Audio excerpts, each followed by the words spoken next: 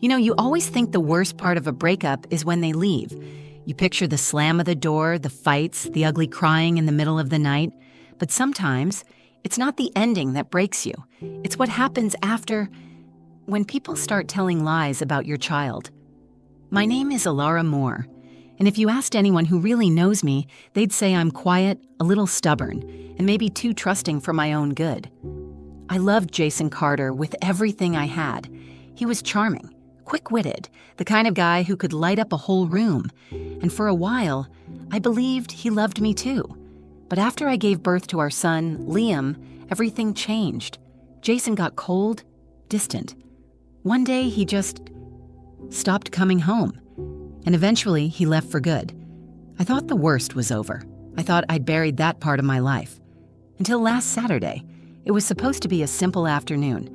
Liam and I were at Jason's parents' house, Linda and Frank Carter, for a family barbecue they insisted we come to, for Liam's sake. I'll be honest, I didn't want to go. Linda always looked at me like I was a mistake Jason couldn't scrub clean, but Liam deserved to know his grandparents, even if they didn't make it easy. And just when I thought it couldn't get more uncomfortable, there she was, Brittany Hale, Jason's new girlfriend, blonde, perfect, and mean, in a way that was always dressed up with a fake smile. She grabbed Jason's arm like I might steal him back if she let go for even a second. It was when Liam was playing near the patio that it all happened. Linda, sipping wine, leaned over and said, loud enough for everyone to hear, "You know, you can't even prove the baby is Jason's." I felt like the ground cracked under my feet. I opened my mouth, stunned, but before I could say anything, Brittany burst out laughing. She tossed her hair over her shoulder and smirked. He's too smart to be her kid. Honestly, it's obvious. I could feel every eye on me. Jason said nothing, just looked away, pretending he didn't hear. I wanted to scream. I wanted to grab Liam and leave. But then, from the corner of my eye, I saw Liam walking toward me. He wasn't smiling. His little hands were trembling, clutching something. A crumpled envelope. He stood in front of me, his voice shaking, and said, "Mom, Dad told me to give this to you," when they started lying again. The whole backyard froze. Even Brittany's smug little grin faltered. I dropped to my knees, level with Liam, and took the envelope from his hand. It was old and worn, like he'd been carrying it around for a while, waiting for this moment. For a second, I couldn't move. I just stared at it, feeling this strange electric buzzing in my ears. I knew, whatever was inside this envelope, it was going to change everything. You see, people think strength looks like yelling, throwing things, standing tall and fearless. But sometimes, strength is a little boy's shaky voice. Sometimes strength is holding on when the world is trying to pull you apart. I took a deep breath, smoothed out the paper inside, and started to read. After Jason left, the world felt like it had cracked wide open. There's this moment they don't tell you about, when you're sitting on the floor, surrounded by the pieces of a life you thought you were building together, realizing you're the only one left to pick them up. I still remember holding Liam in my arms, barely a few weeks old, while staring at the front door Jason had walked out of for the last time. No calls, no apologies, just silence. But silence has a funny way of teaching you things. It taught me that love isn't about words, it's about showing up. And if Jason wasn't going to show up for Liam, then I was going to show up twice as hard. So I got a job at a small accounting firm in town. The hours were long and the pay wasn't great, but it kept food on the table and a roof over our heads. I leaned hard on the two people who never made me feel like a burden.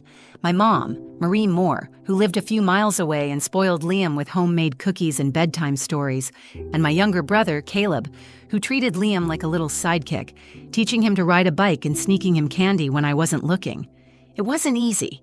There were nights I sat alone at the kitchen table, bills spread out like a battlefield, wondering if I was enough, wondering if Liam would grow up feeling half empty because his father chose to be a stranger. But Liam, he was my light. Bright, curious, always asking questions about how the world worked. He had this spark, this unstoppable eagerness to learn and explore, that sometimes made my chest ache with pride and fear all at once. And every time I worried about the future, he'd come running into the room, laughing about some bug he'd found outside or showing me a drawing he'd made, and I'd remember, We were already enough. We were building something real, even if it was just the two of us. Jason stayed gone for a while. Every few months, he'd pop back into our lives, usually when it was convenient for him. Birthdays, holidays, days when he needed to look like a good dad for somebody else's benefit. Each time, Liam would light up at the sight of him. And each time Jason left again, a little more of that light dimmed.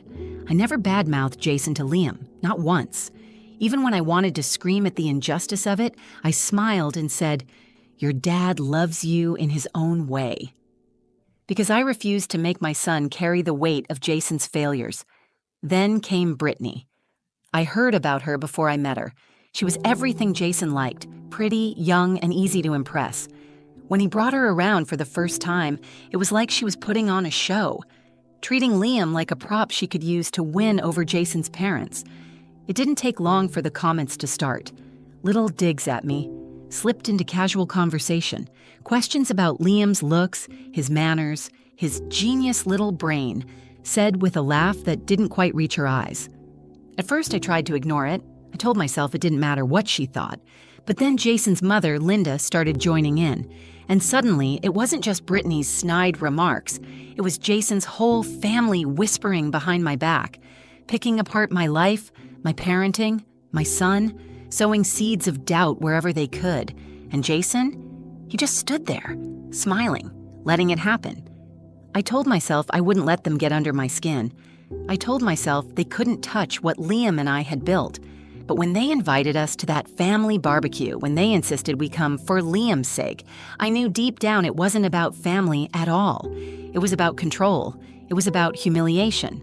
Still, I went, for Liam. Because despite everything, he deserved the chance to know his roots. He deserved the chance to believe the best in people, even if they didn't deserve it. And as I stood there that afternoon, under the weight of their stares and their laughter, watching Liam play on the grass with the innocence only a child can have, I promised myself one thing. Whatever they threw at me, however small they tried to make me feel, they would never take away my son's truth. They would never take away our story. I just didn't know yet that Liam was carrying a piece of that truth with him. A truth so powerful it would shatter every lie they tried to build. And it all started with a simple, crumpled letter, tucked away in his tiny pocket. The afternoon air felt heavy, like it was pressing down on my chest. I stood near the patio, watching Liam run across the yard with a red plastic ball in his hands, his laughter cutting through the low buzz of conversation around me. I clutched my lemonade a little tighter and tried to smile, tried to convince myself that we could get through this barbecue without any drama. For Liam, always for Liam. I caught snippets of conversations. Brittany laughing too loud, Linda's sharp little comments disguised as polite small talk. Jason was somewhere near the grill, flipping burgers and pretending he didn't see the side eyes Brittany and his mother were throwing my way. And then it happened. Right as Liam came back toward the patio, cheeks flushed from playing, Linda leaned into Brittany, not even bothering to lower her voice. "You know," she said, her words dripping with fake concern, "Alara can't even prove that boy is Jason's. I mean, just look at him." Brittany burst into one of those shrill, mean laughs that sliced right through the air. She tossed her perfectly curled hair over her shoulder and said, "He's way too smart for her. I mean, come on, it's obvious." My heart stopped. Time slowed. I could hear the clink of a fork against a plate, the buzz of a bee somewhere near the garden, every tiny sound except the pounding of my own heart in my ears. I turned toward them, my face burning. Jason was right there. He heard it. And still, he didn't say a word, not even a glance in my direction. He just stood there, flipping a burger like none of it was happening. I opened my mouth to respond, but nothing came out. How do you even defend yourself against something so cruel, so ridiculous? And Liam, sweet bright-eyed Liam, stood there, frozen, looking up at me. He didn't understand the full weight of what was being said, not yet, but he knew enough to know it wasn't good. He knew enough to know they were hurting his mom. I felt a deep, primal fury rise up in me, but I swallowed it. I had to stay calm. For him, that's when I saw it. A flash of movement by my side. Liam was reaching into the pocket of his jeans, pulling out a wrinkled, battered envelope. His hand shook slightly as he held it out toward me. His voice was small, but it carried enough power to cut through the entire backyard full of fake smiles and poisoned words. "Mom," he said, his bottom lip trembling, "Dad told me to give this to you." Well, when they started lying again, the world stopped moving. Every laugh, every whispered insult, every judgmental glance, gone. It was just me and Liam, and the letter he was trusting me with. I knelt down to his level, taking the envelope gently from his hand. I could see the worry in his eyes, the fear that maybe he had done something wrong. So I smiled, even though my heart felt like it might split open. "You did perfect, buddy," I whispered. When I stood back up, I could feel the weight of a dozen eyes on me. Linda's smirk faltered. Brittany shifted uncomfortably, glancing around as if looking for a quick exit. Jason, he looked down at his shoes, pretending he wasn't hearing any of it, just like he always did. I took a breath, feeling the worn edges of the envelope between my fingers. My hands were shaking now too, but not from fear, from anger, from love, from the fierce need to defend my son against people who should have been protecting him instead of tearing him down. I knew whatever was inside this letter, Jason had meant for it to stay hidden. He never expected Liam to be brave enough to carry it, to deliver it right into the heart of the storm. And that courage, that unbreakable spirit, came from me. I glanced around at the faces staring back at me, some smug, some worried, some pretending to be innocent. They thought they could shame me. They thought they could question the bond between a mother and her son, as if biology was the only thing that mattered, as if love wasn't real enough, strong enough. They had no idea what was coming. I slipped my finger under the flap of the envelope, tore it open carefully, and pulled out the letter inside. Jason's familiar, messy handwriting sprawled across the page. My heart hammered against my ribs as I began to read, not just for myself, not just for Liam, but for the truth. And the truth, oh, the truth was about to blow the entire lie apart. The letter felt heavier than paper should feel. It was thin, maybe only a page or two, but in my hands it weighed 1,000 pounds. For a second, I couldn't breathe. The backyard seemed to fade away. The chattering, the clinking of plates, even the way Linda was whispering to Brittany like two gossiping schoolgirls. None of it mattered. There was only the letter. And my son, standing so close to me, I could feel the warmth radiating off his small body, looking up with hope and fear tangled together in his eyes. I knew I had a choice right then. I could fold the letter back up, tuck it into my purse, and pretend this never happened. Keep the peace, save face. Walk away without causing a scene, like I had done too many times before. Or I could read it, out loud, for everyone to hear. The old Ilara, the one who spent years biting her tongue, putting others' comfort before her own pain, wanted to stay quiet. But looking at Liam, standing there so brave, my heart knew there was only one way forward. I wasn't just fighting for myself anymore. I was fighting for him. For every time someone whispered behind his back, for every time someone tried to make him feel like he didn't belong, for every little piece of dignity they tried to rip away from us. I squeezed Liam's shoulder gently, a silent thank you for his courage. He gave me a tiny nod, like he understood everything I was about to do. I turned back to the crowd gathered around the patio. Linda, pretending to look busy straightening a tray of buns. Brittany, fidgeting with her bracelet, suddenly fascinated by her own nails. Jason, standing stiffly, his face a blank wall of guilt and cowardice. Cleared my throat and unfolded the letter, my voice steady even though my hands still trembled. "This is a letter from Jason Carter," I said, making sure my voice carried. "Written to our son, Liam, shortly after he was born." The words felt powerful just saying them. I could see Brittany freeze mid-fidget. Linda stopped pretending not to listen. And then I began to read. "Liam, I don't know if I'll ever be brave enough to say this out loud to you, but I need you to know that you are mine. Every part of you, from your stubborn smile to your brilliant little mind, is a reflection of everything good I see in this world." My voice cracked for a second, but I pushed through it, gripping the letter tighter. I made mistakes. Big ones. I left when I should have stayed. I doubted myself when I should have been strong. But never, not for 1 second, did I doubt that you were my son. The air around me shifted. The backyard was silent except for the faint creak of someone shifting uncomfortably in their chair. I glanced up. Linda's face was pale. Brittany's arms were crossed so tight across her chest, she looked like she might snap in half. Jason. He wasn't even pretending anymore. His head was down, his shoulders hunched, his hands shoved deep into his pockets like he could disappear into the ground. I went back to the letter.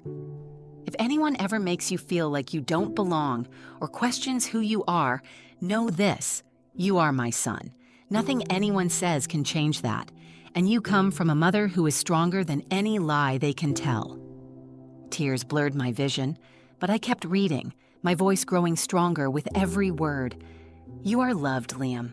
Always. No matter what. When I finished, I folded the letter carefully, almost reverently. I tucked it into my pocket, feeling like I had just put down a sword after a long, brutal battle. No one said a word. Not Linda, not Brittany, not even Jason. I looked at Liam. His little face was glowing with pride. He threw his arms around my waist and hugged me tightly, and I knelt down to hold him right there in the middle of the patio. For the first time in what felt like years, I didn't care what they thought. I didn't care about their opinions, their whispers, their judgment. I had the truth. I had my son, and nothing they could say would ever take that away from us. As I stood back up, still holding Liam's hand tightly in mine, I realized something. This wasn't just a barbecue. It wasn't just a petty argument.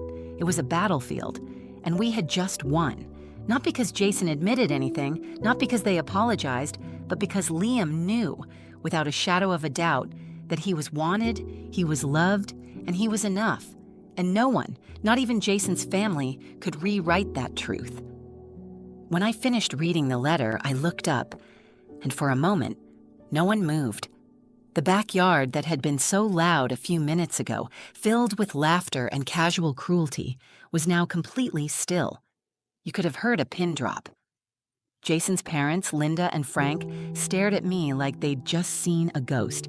Linda clutched her wine glass so tightly I thought it might shatter. Frank shifted uncomfortably, pretending to check his watch, desperate for an excuse to be anywhere but here. Brittany, the queen of smug smiles and whispered insults, suddenly had nothing to say. Her cheeks flushed a deep, angry red, and she glanced at Jason like maybe he would save her. He didn't. Jason stood there, frozen, staring at the ground like he could wish himself invisible. Not once did he meet my eyes. Not once did he even look at Liam. The silence stretched longer and longer, suffocating, until finally I heard a soft voice. Liam's. "Is it true, Mom?" His eyes were wide, shining, waiting for the confirmation he needed. I dropped down to one knee so I could look him right in the eyes. I rested both my hands on his small shoulders and said, loud enough for everyone to hear, "Yes, baby, it's all true. You are so loved. You have always been enough." He smiled then. That brilliant, pure smile only kids can pull off, and threw his arms around my neck. I squeezed him tight, feeling the knot that had been sitting in my chest for years start to loosen. Across the patio, Linda cleared her throat, struggling to regain control of the situation. "Well," she said stiffly, "maybe we all overreacted. It's not like anyone's perfect." Her voice was high and defensive, a poor attempt at smoothing over what had just happened, but it was too late. Everyone saw it now, the truth. Not just the truth of Liam's paternity, the truth of who they really were. People so small, so mean, they would rather tear down a child than admit their own pride. I stood up, still holding Liam's hand. I could have fought back. I could have screamed, thrown every insult back at them, but I didn't need to, because nothing I could say would be louder than what they had already shown about themselves. Jason finally lifted his head. Our eyes met, and for the first time, there was no warmth, no regret, no lingering hope, only emptiness, only the cold realization that we were strangers now. He opened his mouth, maybe to apologize, maybe to make some excuse, but I didn't give him the chance. "Come on, sweetheart," I said to Liam, squeezing his hand. "Let's go home." We walked away from that backyard, from the judgments, from the lies, and I didn't look back. As we reached the car, I glanced down at Liam. He was humming to himself, swinging our joined hands between us like he hadn't just dismantled an entire wall of hate with nothing but a crumpled letter and the truth. I buckled him into his seat, kissed the top of his head, and just stood there for a moment, letting the afternoon sun warm my face. This was it. The moment I had been fighting for without even knowing it. Not just proving a point to Jason's family, not just surviving their cruelty, but showing Liam and myself that we didn't need their approval. We didn't need their love. We already had everything we needed.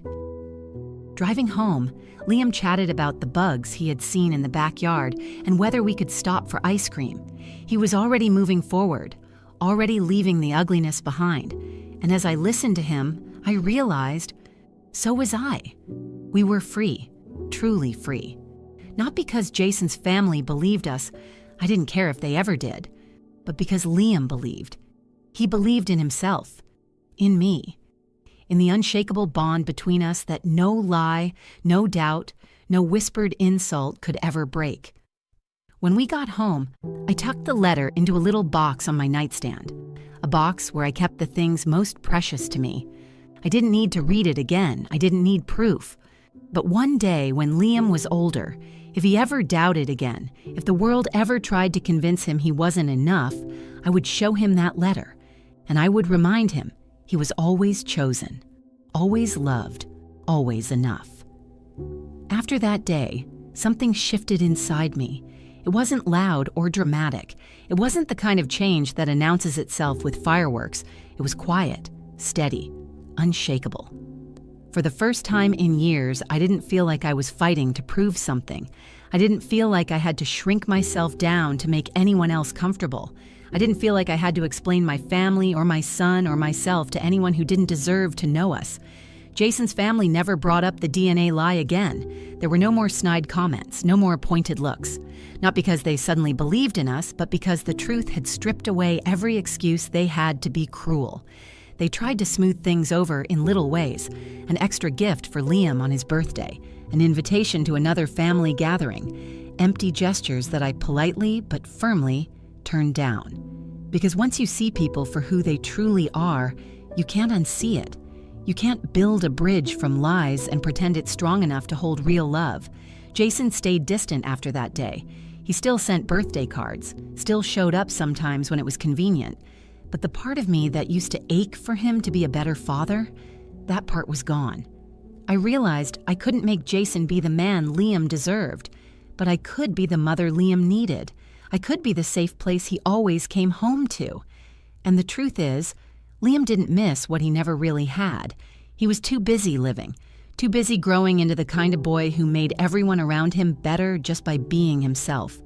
He's 9 now, still smart, still kind, still full of 1,000 questions about the world, still carrying that unshakable spark in his eyes. And sometimes, when I watch him curled up on the couch with a book that's too big for his lap, or when I hear him laughing from the backyard with my brother Caleb, I feel this fierce, overwhelming gratitude. Gratitude that life didn't go the way I thought it would. Gratitude that Jason walked away when he did. Gratitude that we had to fight so hard, because the fight taught us exactly who we are. I'm not angry anymore. I'm not bitter. I'm proud. Proud of the woman I became when everything fell apart. Proud of the boy who never let their lies dim his light. Proud of the life we built. Messy, imperfect, beautiful. People always say family is everything. But what they forget to say is, family isn't who shares your blood. Family is who shows up. Family is who stands with you when the world tries to tear you down. Family is who tells you the truth, even when it's hard. Family is who loves you loud enough to drown out every ugly whisper. Liam and I, we are a family. No permission needed, no approval required. And if there's anything I've learned, anything I want Liam to carry with him for the rest of his life, it's this. You don't have to prove your worth to anyone. You don't have to shrink yourself to fit someone else's small idea of who you should be. You are already enough, exactly as you are. Brave, brilliant, loved, enough. So when people doubt you, when they try to tear you down or make you question your own truth, hold your head high, look them right in the eye, And remember, you don't owe them your pain. You don't owe them your story. You owe yourself your freedom. The letter Liam carried that day was more than just proof. It was a torch that burned through every lie, every doubt, every attempt to make us feel less than whole. And we'll carry that light with us, always, because the world doesn't get to define our family. We do. And standing here today, I can tell you, our family is stronger, brighter, and more beautiful than any lie they ever told. If this story touched you, if you believe that real family is built on love, not just blood, then please take a second to like this video. It helps more people hear stories like ours. And if you have a story of your own about choosing love over lies, I'd love to hear it. Drop a comment below. I read every single one, and it means more to me than you know. Share this video with someone who might need a reminder today that they are enough, just as they are. And if you want more true, powerful stories about resilience, family, and finding your voice, hit that subscribe button and join our little community. I'd love to have you here. Thank you for listening. Thank you for believing. And remember, your truth matters.